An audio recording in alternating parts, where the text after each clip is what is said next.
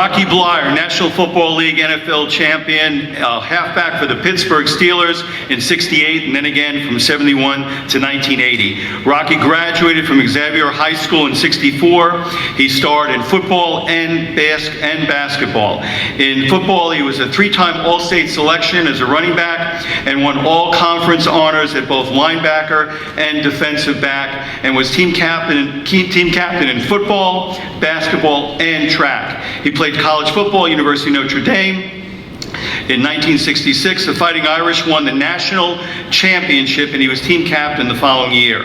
After his rookie year with the Steelers, he was drafted into the Army. In '68, went to the Vietnam War. He lost his right foot in battle and was awarded the Bronze Star and Purple Heart. Doctors told him he would never play football again. But the Steelers called him. They said, "Rocky, we need you." He trained his way back. And in 1976, both Franco Harris and Rocky Bleier rushed for over 1,000 yards, making this the second NFL team to accomplish this feat. He played for the first 4 Steelers Super Bowl victories, and the last time I saw Rocky, he had all 4 Super Bowl rings on, and the crowd went crazy in the room. He helped get them Super Bowl 13 and recover the fumble for that game. He retired in 1980 with a 1980 season with 3,865 rushing yards and 136 receptions for 1,294 yards and 25 touchdowns. He's the Steelers' 4th all-time rushing record holder. And they even made a story about his life called the Rocky Bleier story. And they just renamed the stadium at his high school, now named Rocky Bleier Field. Let's give it up for Rocky Bleier.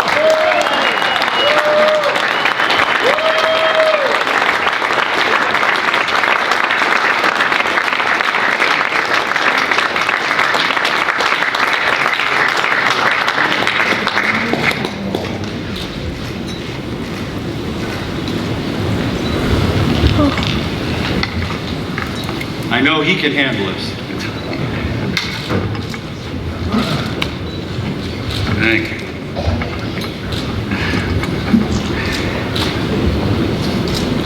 Thank you. Thank you, Dr. Bob, and the committee for allowing me to be here. What great stories. And I do have to say, in all honesty, even though I might be the last speaker, to be able to be a part of this group of what these gentlemen have accomplished in their lives. It's amazing and what they've gone through. Truly deserve to be here and be on this stage. And so it's with great pride, I'm glad to be able to be a part of this class. And so I thank you for that. I hold no records. I did not do anything. I'm best known for getting in the way of Franco Harris throughout the 70s and making him the great running back that he has become over that period of time. But as I look out over the audience and what this whole weekend really is all about, are champions and competing, and people who found a niche, people who are individuals within the sport that is not necessarily, quote, a team sport. But in all honesty, that's what we really are all. We are all about team. And how did we get here? You know, the one business I really think that we are all in, especially this weekend, and what this Hall of Fame stands for, is that we're really in the hope business, if you think about it. Because ultimately, as I reflect back on my experience and everybody else's experience, is that, you know, no man is an island. We really all belong to one continent of one nature or another. We didn't get to where we are today by ourselves. We got here because of someone, something, an opportunity. We got here because of a parent, a mentor. We got here because of a coach, a director. We got here because of a drill sergeant. We got here because somebody pushed us through a door, took an interest, grabbed us by an ear, yelled at us, and got us to a point. that we took upon ourselves. Hope. And it all starts somewhere. That little ingredient that you uncover one day that said, I can accomplish something in my life. That little core. And mine, I have to tell you in all honesty, started with the greatest football game I ever played in. I was 9 years old. I was playing Dickie Weisgerber, my next door neighbor. Now, being born and raised in a small Midwestern town, Appleton, Wisconsin, see, for us cheeseheads, I mean, football was a big part of our lives, and Dickie and I had an extensive schedule. We had home and away games, and the first game of that season was an away game for me, so of course, I had to go across the street and pick up Dickie and play on his side lawn. But let me tell you, what a game. I mean, really, in all honesty, what a game. I scored 51 touchdowns that afternoon. Thank you very much. More importantly, I shut him out. I mean, the sucker didn't score. I mean, think about it. That's 357 to nothing. It was a game of skill and will. Scouting. I mean, I knew Dickie's weaknesses. Now, just because of the fact Dickie was 5, really, in all honesty, should not take anything away from my personal achievement, because you didn't know Dickie was a big 5. He was a tough kid, you know.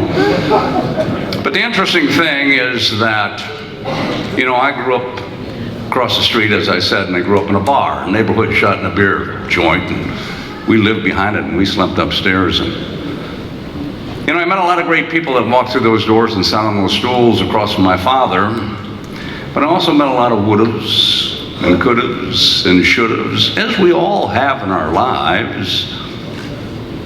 You know, Rock, I could have played. But, you know, I blew my knee out in 2nd grade, and, you know, it just never responded since, or I should have played or would have played. Now, there's always reasons that sometimes those childhood dreams that we had didn't come to fruition, but hopefully what we've been able to do is we have, use them as a stepping stone to propel us in a new and different direction. And, you know, Dickie was never would have, could have, should have guy, and we always competed and played against one another, and in the neighborhood and Pop Warner and junior high and high school and so on. And one of the things I'd come to learn through that experience, as we all have, whether we are in a group or an individual or in a team, because we're all part of a team, is that there was a catalyst. There was always a catalyst that would take those individuals and kind of mold them to a unit. And because of the effect of that unit, or because of the success of that unit, you got recognized for your contribution, and because of that you take the next step and you move up. And coming out of high school, I got a chance to play college football. And because of a mentor, a coach, bringing together those individuals. And by my junior year, we win the national championship, and by my senior year, I become captain of the football team. But because of that success, you get recognized for your contribution. And because of that, I get a chance to play in the National Football League, and I get drafted by the Pittsburgh Steelers back in 1968. Now, just to put things in the right perspective, I was not their first choice. No, I did not make their top 10 list. As a matter of fact, I was the 417th person picked in the draft that year. I was a 16th round draft choice, but you have to understand, there were 17 rounds. Hey, at least I wasn't the last guy picked. I might have a chance to be able to make this team. And people said, how'd you make the team? Well, do you remember who played for the Steelers in the 60s? Well, that's how come I made the team, because nobody can remember who played for them during that period of time. But the interesting thing is that opportunities exist, and they exist because of a team. They exist because of a coach. They exist because somebody's in your ear. They exist because somebody gave you that impetus to help you reach your dreams and your goals. And everything that has been accomplished, you put the time and you put the effort in, You overcome the obstacles, but you can't do it without a support system.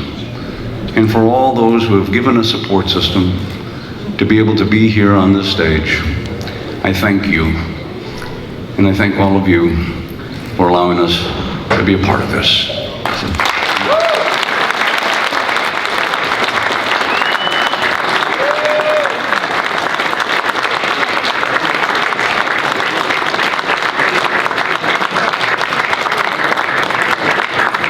So Rocky, it's not often that on a Saturday you're inducted into the Hall of Fame, and on Tuesday you celebrate a birthday.